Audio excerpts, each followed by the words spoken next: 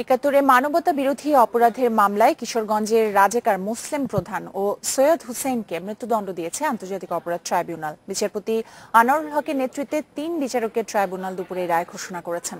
রায় পর্যবেক্ষণে মুক্তিযুদ্ধকালীন ধর্ষণকে genocidal rape বলে উল্লেখ করেছে আদালত।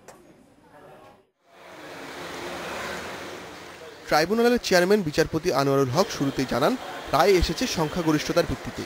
রায়ের সারসংক্ষেপ পড়েন বিচারপতি শাহিনুর ইসলাম, আরেক বিচারপতি মোহাম্মদ সুহরাওয়ার্দী পড়েন রায়ের দ্বিতীয় অংশ। সবশেষে বিচারপতি আনোয়ারুল হক সাজা ঘোষণা করেন। রায়ে ট্রাইব্যুনাল জানায়, কিশোরগঞ্জের 2 যুদ্ধ অপরাধী মুসলিম প্রধান ও সৈয়দ হোসেনের বিরুদ্ধে হত্যা, গণধর্ষণ সহ 6টি অভিযোগই প্রমাণ হয়েছে।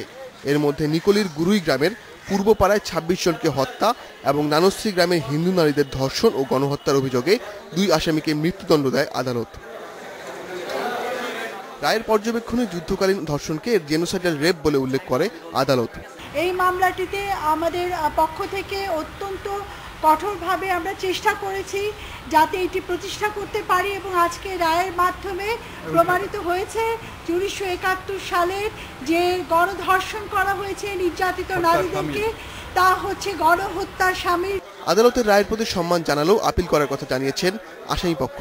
বলেছে যে মোহাম্মদ মুসলিম প্রধান নিকলি ইউনিয়নের রাজাকার কমান্ডার ছিল। আমরা সাক্ষীদেরকে জেরা করে জানতে পেরেছি যে সেখানে কোনো রাজাকারেরই কমান্ডার ছিল না। আর হোসেন সাহেবকে বলেছে যে তিনি নিকলি থানার রাজাকারের কমান্ডার ছিলেন, অথচ সাক্ষীদেরকে প্রসিকিউশনের সাক্ষীদেরকে জেরা করে আমরা প্রমাণ করেছি যে তিনি ছিলেন সেখানের ওই থানার ওসি।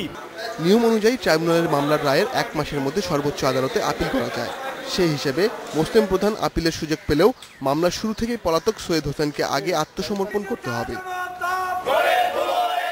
71-এর রাজাকার কমান্ডার মুসলিম প্রধান ও সৈয়দ হোসেনের সর্বোচ্চ সাজা হওয়ায় আনন্দ মিছিল ও সমাবেশ করেছে কিশোরগঞ্জবাসী। Ashik Hossain, Independent News, Dhaka.